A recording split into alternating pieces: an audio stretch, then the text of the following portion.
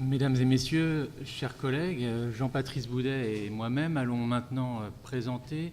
une opération scientifique qui a bénéficié du soutien du LabEx Aztec en 2017 et qui a mobilisé plusieurs institutions partenaires, le laboratoire de médiévistique occidentale de Paris, l'Institut de recherche et d'histoire des textes et le laboratoire d'études sur les monothéismes à travers une de ses composantes, le Centre européen de recherche sur les congrégations et les ordres religieux. Autour du thème « Pierre Dailly, un esprit universel à l'aube du XVe siècle », un colloque organisé par l'Académie des inscriptions et belles-lettres a réuni une quinzaine de collègues français et étrangers venus de divers horizons académiques et disciplinaires, spécialistes de philosophie, de théologie, d'ecclésiologie, de cosmographie ou d'astrologie. Pierre Dailly, on le sait, était maître en théologie de l'Université de Paris. C'était un défenseur inconditionnel de la primauté de la Scientia Theologica. Il a été chancelier de l'Église de Paris, évêque puis cardinal, mais il se caractérise par son ouverture à de nombreux domaines du savoir. Cette démarche, accomplie dans la quête de la concorde, relève à coup sûr de l'inclinaison personnelle. Mais elle doit également beaucoup à la tourmente ecclésiale provoquée par le schisme qui divise la chrétienté romaine entre 1378 et 1417, un schisme que Pierre Dailly fut du reste un des premiers contemporains à qualifier de grand schisme, magnum schisma. L'infinie variété de l'œuvre littéraire de Pierre Dailly a valu à son auteur d'être honoré du titre de polymathe, un terme que l'on appliquerait difficilement, par exemple, à Jean Gerson, le plus célèbre de ses disciples. Il y a chez Pierre Dailly un goût prononcé de l'aventure intellectuelle dont rendent compte les actes du colloque qui seront publiés en 2019 par les soins de l'Académie des inscriptions et belles-lettres en vertu d'une convention signée avec l'Institut de recherche et d'histoire des textes. On peine encore, de nos jours, à dresser l'inventaire des œuvres de Pierre Dailly dont le nombre a été arrêté à quelques 180 items. À la différence de Louis Salambier, qui préférait généralement dérouler le fil chronologique de la carrière du docteur et prélat, les essais de recensement de Paul Schackert et de Palémon Glorieux, à près d'un siècle de distance, en 1877 d'une part, 1965 d'autre part, ces essais se sont efforcés d'ordonner la masse en catégories. On pourrait discuter dans le détail de la place laissée aux écrits non authentiques. Glorieux appelait à les écarter sans scrupule, je cite, alors qu'on peut aussi y voir des indices probants de la construction d'une autorité magistrale et de l'existence de communautés textuelles. On pourrait discuter également de la pertinence à distinguer les œuvres polémiques, oratoires, ecclésiologiques et épistolaires, un schéma que Glorieux suivit pour l'édition des écrits de Gerson, à l'heure même où la pensée ecclésiologique verse régulièrement dans la polémique et peut prendre la forme d'un traité, d'une lettre, d'un discours ou d'un sermon. Limitons-nous à remarquer que de telles classifications trahissent surtout l'agencement moderne des savoirs et que l'entreprise de Pierre Dailly s'inscrivait au contraire dans une conception unitaire et harmonieuse de la connaissance, sans frontières établies, si ce n'est celle fixée par les contextes d'énonciation, ce qui permet de mieux comprendre la faculté de l'auteur à se mouvoir d'un registre à l'autre et à recycler ses écrits préalables en vue d'une réforme organique de l'institution ecclésiale. Devant l'impossibilité pratique de maîtriser tous les savoirs du monde, Pierre Dailly recourait lui-même au service de collaborateurs et d'assistants qualifiés. Une solution médiane consistait à rassembler, l'espace d'un colloque, les experts des champs considérés, afin de restituer dans sa globalité le profil d'un homme de science de la fin du Moyen Âge. En raison de l'ampleur de la matière, notre intention est de donner aujourd'hui un simple aperçu des enseignements de la rencontre et du volume qui en procède. Nous le ferons à travers un florilège de manuscrits et d'incunables, avec une mention spéciale au sujet des premiers pour deux lieux emblématiques. D'une part, la bibliothèque Mazarine, héritière pour partie de la librairie du Collège de Navarre, dont Pierre d'Ailly fut le grand maître entre 1384 et 1389, ayant lui-même fait don de quelques livres au collège, et cela a été signalé à l'instant, certains manuscrits de la Mazarine ont été exposés au public en marge du colloque, et d'autre part, la bibliothèque municipale de Cambrai, la cité dont Pierre d'Ailly occupa le siège épiscopal de 1397 à 1411. Un parcours livresque, voilà, nous semble-t-il, une façon commode de saisir la notoriété d'un auteur et la richesse d'une production savante. Pour commencer, je présenterai 3 manuscrits qui constituent des instantanés, en quelque sorte, de la trajectoire de Pierre d'Ailly. Le premier témoin nous ramène aux années de formation. Il s'agit d'un manuscrit du commentaire du Livre des sentences de Pierre Lombard, l'ouvrage dont l'étude s'était imposée vers 1240 à la faculté de théologie. Ce commentaire, cette lecture de Pierre d'Ailly, a été réalisée durant l'année académique 1377-1378. Pierre d'Ailly est alors âgé de moins de 30 ans. Nous savons précisément, ce qui est rare au Moyen-Âge, qu'il est né en 1350, et peut-être que Jean-Patrice Boudet nous dira un mot de cette précision possible. La lecture des sentences était alors un exercice exigé des bacheliers, et un des acquis importants de notre colloque a été, dans le sillage des travaux d'édition en cours, sous l'égide de Monica Brinzei et de Christopher Schabel, de réhabiliter cette œuvre de la scolastique tardive et de débarrasser Pierre d'Ailly de sa réputation de plagiaire peu inventif, en insistant notamment sur la structure novatrice de son commentaire. Dans notre manuscrit, le commentaire est précédé de pièces liminaires, les 4 Principia sur les sentences, qui étaient des leçons inaugurales qui devançaient la lecture des sentences à proprement parler, et en amont, le Principium in Cursum Bibliae, écrit entre 1374 et 1376, dont vous avez ici le premier folio. Au total, nous sommes en présence d'un volume de travail possédé par Pierre d'Ailly, qui lui a ajouté des notes autographes, en particulier des corrections. Le deuxième témoin, conservé à la Bibliothèque nationale de France, permet d'envisager une autre facette de la production de Pierre d'Ailly. Il s'agit cette fois d'une collection d'écrits ecclésiologiques. On y trouve 3 œuvres, 2 publiées au Concile de Constance en 1416-1417, son plus grand succès, le De Ecclesiastica Potestate, dont vous avez ici le début, ainsi que le De Reformatione Ecclesiae, et entre les deux, le De Materia Concilii Generalis, écrit en 1402-1403. Les 3 textes cohabitent avec un opuscule de Pierre d'Ailly sur la réforme du calendrier, qui est daté de 1411, et un autre traité dû à un auteur distinct, Geoffroy de Montchoisy, sur la question de la présidence du Concile général.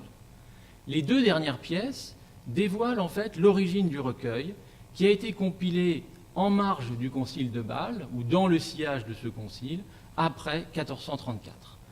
Le livre a été en possession de Gilles Carlier, maître en théologie, doyen du chapitre cathédral de Cambrai, qui était lui-même un grand animateur du Concile de Bâle, et un important chaînon de la transmission, dans la moyenne durée, de l'ecclésiologie de Pierre d'Ailly,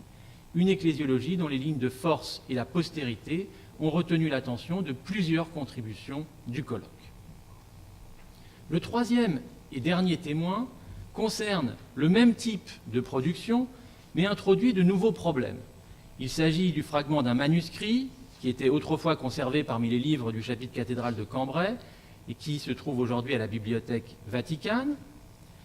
Ce manuscrit a été réalisé sous la direction de Pierre d'Ailly après 1411 et il illustre la volonté de l'auteur de ressaisir la quasi-totalité de son œuvre ecclésiologique, et en particulier des écrits de moindre envergure, des cédules, sur une période d'une quinzaine d'années, entre 1395 et 1409, ceci afin de proclamer la stabilité de son adhésion à la voie du Concile général qui avait triomphé parmi les modes de résolution du schisme. L'auteur démontre, en l'occurrence, une aptitude à revisiter ses écrits, sa propre production, à l'infléchir,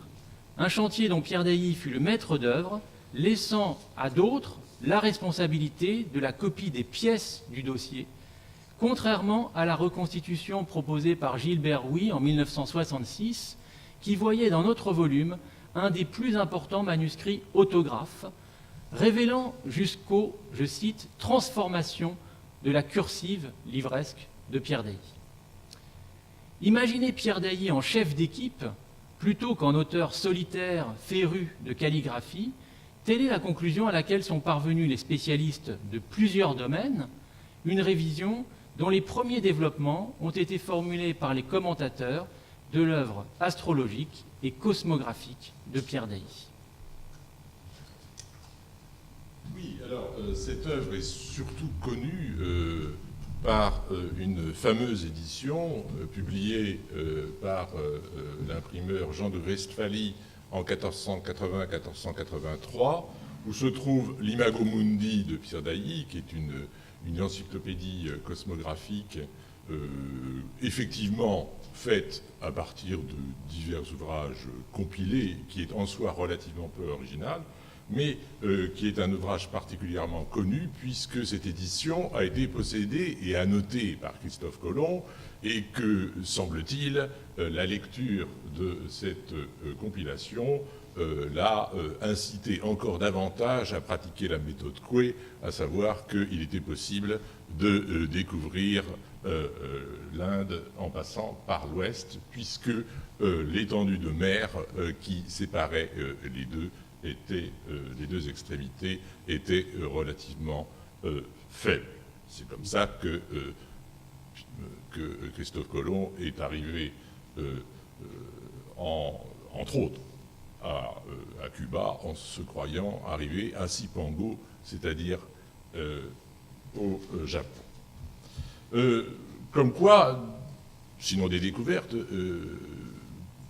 du moins des événements majeurs dans l'histoire de l'humanité peuvent être le résultat plutôt d'une régression scientifique par rapport au traité, par exemple, de la sphère de l'un des maîtres de Pierre Dailly, à savoir Nicolas Rême, par rapport à lui. Donc l'histoire de l'humanité n'est pas celle de son progrès dans tous les domaines, on l'aura deviné avec cet exemple. Alors, la fortune de Pierre Dailly, les éditeurs de cette fameuse compilation de 1480-83, qui sont en fait les maîtres de l'université de Louvain qui a été fondée en 1425, c'est intéressant de le noter, 5 ans après la mort de Pierre Dailly, mais qui ont donc cherché à valoriser et à mettre en œuvre d'une certaine façon son héritage scientifique, le considère à la fois comme un théologien, comme un philosophe dans le prologue, comme un philosophe secundum viam nominalium, hein, donc selon la voie des nominalistes, alors que les spécialistes justement de philosophie s'éloignent assez fortement de cette considération qui leur paraît tout à fait sujet à caution, en particulier notre collègue de Tours, Joël Billard, pour qui Pierre Dailly n'est pas véritablement un nominaliste. Alors, j'en viens au problème de la diffusion différentielle des traités scientifiques de Pierre Dailly et des traités d'ordre relatif à la spiritualité, relatif à l'ecclésiologie. Cette diffusion, en effet, n'est pas la même. Les traités scientifiques de Pierre Dailly paraissent avoir circulé d'une manière beaucoup plus groupée que les autres parties de son œuvre, pour la bonne raison que ces traités scientifiques ont été en partie conçus comme tels dès le départ, à la manière d'une sorte de work in progress, à un moment d'ailleurs, entre 1410 et 1416, en gros, juste après le concile de Pise et pendant le concile de Constance. Les uns comme les autres ont, ceci dit, eu énormément de succès, essentiellement en terre d'empire, pas uniquement en France, Et vous avez ici un manuscrit de la Mazarine, parmi d'autres, qui a conservé une partie de cette encyclopédie en astronomico-astrologique, qui s'inscrit bien entendu dans le contexte du grand schisme et de sa résorption possible, mais il y a une vingtaine en fait de traités qui ont circulé ensemble d'une façon relativement groupée jusqu'à inclus l'édition de 1480 qu'on vous présentait au tout d'abord, au tout début. Alors, de nouveau, l'Imago Mundi, j'ai tiré un petit peu à boulet rouge tout à l'heure dessus, mérite mieux quand même que ce que j'en ai dit. C'est-à-dire que a quand même un certain nombre de modes de présentation qui ont été bien mis en valeur par Nathalie Doulou en particulier, qui sont tout à fait neufs. Mais le problème de l'Imago Mundi, c'est que le texte date de 1410, qu'il a été un petit peu amendé par la suite, qu'il a été énormément diffusé, mais qu'il se situe à un moment où Pierre Dailly ne connaît pas encore la toute récente traduction de la géographie de Ptolémée, qui date de 1406-1409, faite à partir du grec à Florence, et qui commence à se diffuser justement juste après 1410, et en particulier au moment du Concile de Constance, qui est une gigantesque foire aux manuscrits. En même temps, il y a une série de colloques intellectuels, pas uniquement liés au problème de la résorption du schisme. Sans parler de la coïncidence étrange de l'apparition d'une éclipse totale de soleil le matin même de l'audition de Jean Hus par la commission visant à voir s'il était hérétique ou pas, avec les conséquences que vous pouvez imaginer sur la symbolique des deux luminaires, Soleil et Lune, qui ont évidemment été interprétés d'une façon très différente par les amis tchèques de Jean Hus, pour qui cette éclipse était forcément l'éclipse de la théocratie pontificale d'un côté et celle du concile de l'autre, et les tenants du concile qui ont été beaucoup plus prudents, comme vous pouvez l'imaginer. Alors, cette symbolique des deux luminaires, on la retrouve dans l'œuvre, dans les sermons de Pierre Dailly. Ceux qui ont le plus circulé, ce sont ceux dont vous avez l'édition publiée à Strasbourg en 1490 sous les yeux, qui a été réimprimée en 1971, où vous avez 24 sermons latins, dont la majeure partie a été prononcée à l'occasion du Concile de Constance et fondée, entre autres, sur la fameuse théorie des deux luminaires dont je parlais tout à l'heure, remise au goût du jour et transformée en fonction du contexte. Au total, l'on ne peut donc que souscrire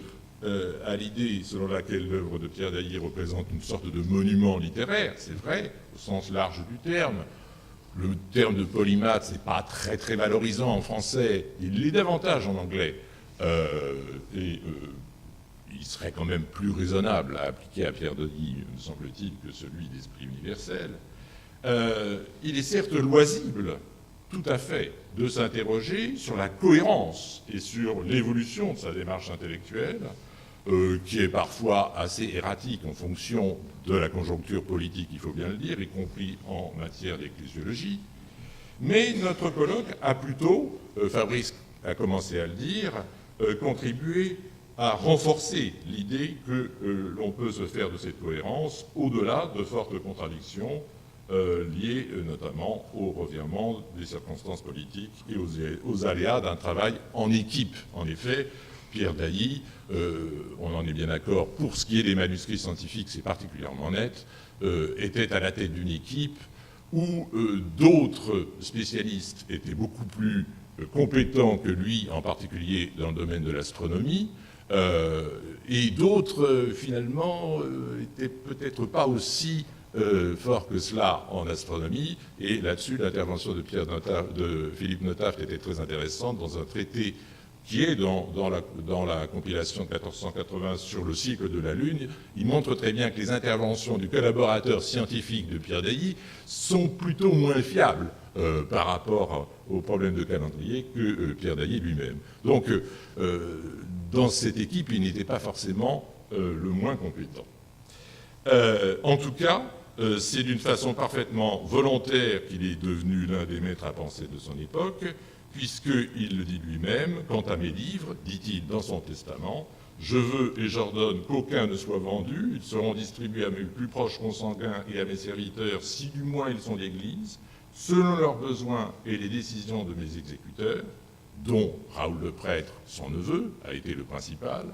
Cependant, je veux qu'on prenne pour les livres et les traités dont je suis moi-même l'auteur les dispositions qui permettent de les publier, de les diffuser, donc d'une façon cohérente. Et on comprend donc, à la lecture de ces lignes, pourquoi l'on conserve à l'heure actuelle quelques, alors évidemment il y a sans doute des apocryphes, quelques 180 textes et traités de Pierre Dailly, puisque par une charité bien ordonnée, et au moins pour ce qui concerne les textes latins, il y a des sermons en français, mais qui ont été très très diffusés, au moins pour ce qui concerne les textes latins, l'évêque puis cardinal de Cambrai a fait copier en priorité, et ses exécuteurs ont fait copier en priorité après sa mort les ouvrages dont il était l'auteur, afin de les transmettre aux générations futures. Le savoir d'un clerc de cette envergure est un investissement dans l'au-delà, sans comparaison plus important qu'un monument qu'il a fait ériger, le monument funéraire qu'il a commandé vers 1402, qui a été réexaminé à nouveau frais par Ludovic Nice. Et l'essentiel pour lui résidait sans doute dans ce qui est montré dans le magnifique manuscrit qui a été copié en 1425, donc 5 ans après sa mort, qui est un recueil non pas de ses œuvres scientifiques, mais de ses œuvres spirituelles. Et l'essentiel pour lui résidait sans doute dans le fait qu'il semble bien correspondre, peut-être un peu trop bien d'ailleurs, au modèle du prélat qu'il décrit lui-même dans son Speculum Considerationis. Je cite, « Un prélat doit d'abord pénétrer dans la plaine de l'action, puis il doit gravir la montagne de contemplation, comme on dit que Moïse l'a fait. Il doit pratiquer l'une et l'autre vie. Tantôt il est plongé avec Marthe dans les soucis de la vie active et s'éloigne en quelque sorte de lui-même. Tantôt il suit Marie dans la vie contemplative, retrouve seul avec Dieu l'unité de ses pensées et revient en quelque sorte à soi. » Ce traité, conservé en particulier dans le manuscrit Cambrai 531, dont la copie en lettres de forme a été achevée en 1425, conformément donc aux vœux exprimés par Dailly dans son testament, s'ouvre donc, et le codex qui contient ce traité s'ouvre par une miniature représentant l'auteur remettant son âme à Dieu, ce qui correspond parfaitement à l'esprit dans lequel il a été copié. Et c'est donc avec ce magnifique passage et cette très belle miniature que nous prendrons congé de Pierre Dailly, loin des étiquettes qu'on lui a accolées au cours des siècles, de celle de, je cite, « marteau infatigable des hérétiques », qui apparaît, semble-t-il, dès le XVe siècle, à celle de père spirituel de l'Amérique, à cause de la découverte involontaire de Christophe Colomb, en passant par celle de prophète de la Révolution française, puisque par un hasard de ses calculs, il se trouvait qu'un cycle de 10 révolutions de Saturne tombait en 1789. Je vous remercie.